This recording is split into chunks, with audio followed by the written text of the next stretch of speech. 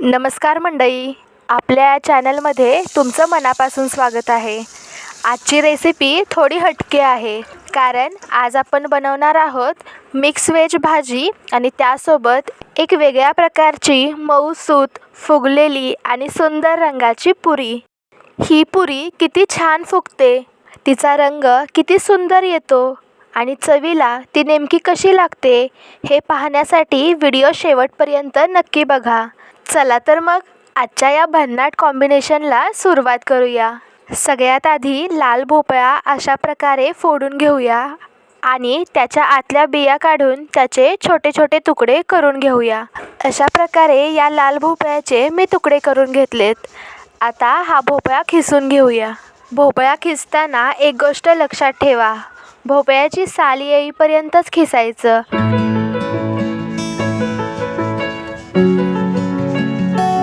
अशा प्रकारे सगळा भोपळा खिसून घेऊया. आता एका परातीत गव्हाचं पीठ चाळून घेते.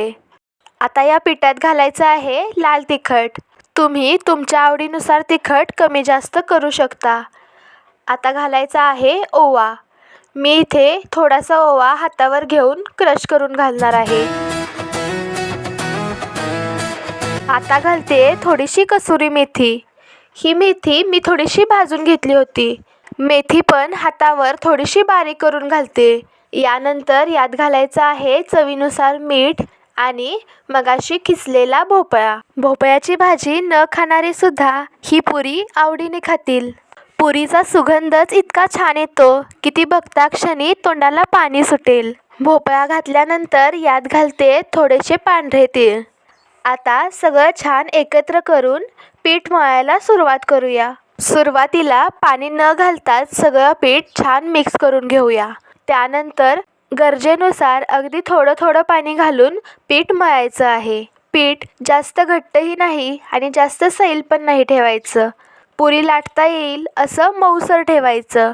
पीठ मळताना एक गोष्ट मात्र नक्की, स्वयंपाक असो किंवा आयुष्य, प्रत्येक गोष्ट आपल्या मनासारखी होण्यासाठी थोडा वेळ आणि थोडी मेहनत द्यावीच लागते. मगाशी या पिठात पाव चमचा हळद पण घालायची होती, पण मी तेव्हा विसरले, त्यामुळे हळद आत्ता घालते. अशा प्रकारे पीठ चांगलं मळून घ्या. पीठ छान मळून झालं की त्यावर थोडंसं तेल घाला आणि एकदा छान मळून घेऊया. तेल लावून काही मिनटं ही कणिक थोडा वेळ झाकून ठेवूया. कणिक थोडा वेळ भिजते तोपर्यंत आपली भाजी बनवायला घेऊया. त्यासाठी सगळ्यात पहिलं घेते कांदा. कांदा बारीक चिरून घेऊया.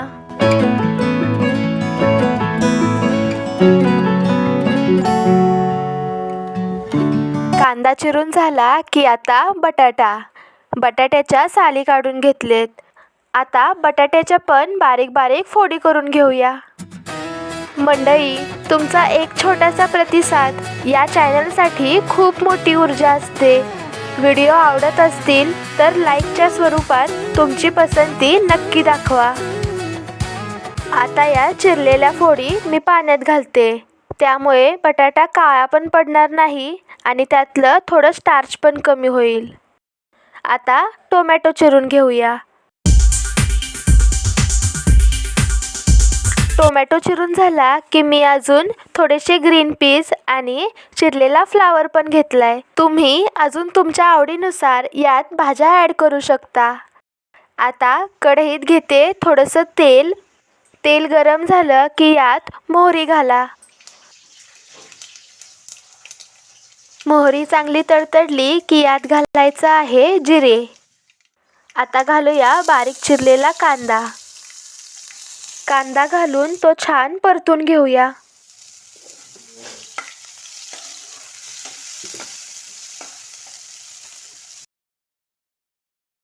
कांदा थोडा मऊ आणि सोनेरी रंगाचा झाला की त्यात घालतोय बारीक चिरलेला टोमॅटो. टोमॅटो घातल्यानंतर थोडंसं भाजून घेऊया. टोमॅटो थोडासा मऊ झाला की यात घालायची आहे थोडीशी हळद आणि लाल तिखट. सगळं एकदा व्यवस्थित मिक्स करून घेऊया.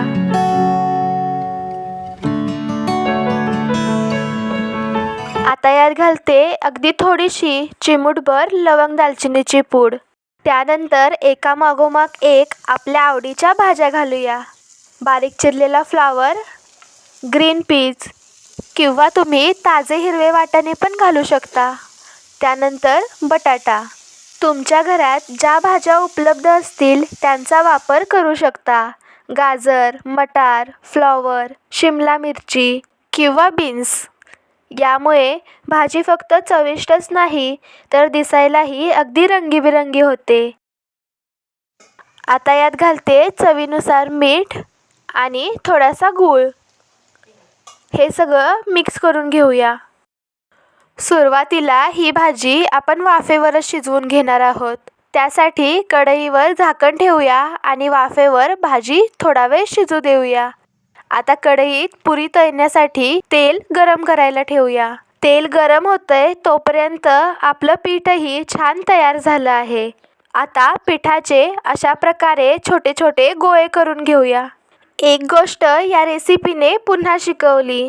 ज्याला आपण साधं समजतो त्यातूनच कधीकधी सगळ्यात सुंदर गोष्ट तयार होते. लाल भोपळा साधा होता, पण त्यापासून आज आपण अशी सुंदर पुरी तयार करणार आहोत. म्हणूनच आयुष्यातही स्वतःला कधी कमी समजू नका.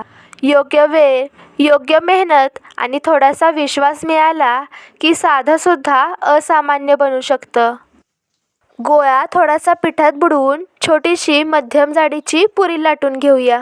इथे पुरी खूप पातळही नको आणि खूप जाडही नको. अशा प्रकारे सगळ्या पुऱ्या लाटून घेऊया. तोपर्यंत इकडे आपली भाजी पण शिजत आली आहे. हे बघा, बऱ्यापैकी भाजी शिजलेली आहे. एकदा सगळं मिक्स करून घेऊया आणि आता यात घालायचं आहे शेंगदाण्याचं कूट. शेंगदाण्याचं कूट घातल्यानंतर भाजी व्यवस्थित मिक्स करून घेऊया. तुम्ही ही भाजी डब्यासाठी बनवत असाल तर अशीच बनवा, पण मी आत्ता पुरीसोबत खाण्यासाठी ही थोडी रस्सा भाजी बनवत आहे. त्यासाठी आता यात घालते थोडंसं गरम पाणी. पाणी घातल्यानंतर सगळं मिक्स करा आणि कढईवर झाकण ठेवूया. थोडा वेळ उकळी आली की गॅस बंद करा आणि तयार आहे आपली ही मिक्स व्हेज भाजी. दुसरीकडे तेल पण चांगलं गरम झालं आहे. त्यात आता पुरी सोडूया. हे बघा, पुरी तेलात पडताच हळूहळू फुगायला सुरुवात झाली. वरून हलकं तेल सोडलं की पुरी अजून छान फुगते. दोन्ही बाजूंनी सोनेरी रंग येईपर्यंत तळून घेऊया. अशा प्रकारे सगळ्या पुऱ्या तळून घेऊया. तेल कडकडीत तापलेलं असलं की पुऱ्या अगदी टम्म फुगतात. हे बघा, अशा प्रकारे सगळ्या पुऱ्या तळून घेतल्या आहेत. आणि आता हा सुंदर नजारा. एका प्लेटमध्ये गरमागरम लाल भोपळ्याची फुगलेली पुरी आणि बाजूला रंगीबिरंगी मसालेदार मिक्स व्हेज भाजी आणि सोबत तुमच्या आवडीचं लोणचं किंवा दही दिलं तर ताट अगदी पूर्ण होईल. गरम पुरीचा एक तुकडा घ्या, भाजीमध्ये बुडवा आणि आता हा घास म्हणजे साध्या जेवणाची एकदम खास मेजवानी. अशाच घरगुती, सोप्या आणि चविष्ट रेसिपी तुमच्या स्क्रीनवर पुन्हा पुन्हा याव्यात असं वाटत असेल तर सबस्क्राईब करून या आपल्या छोट्याशा कुटुंबाचा भाग बना.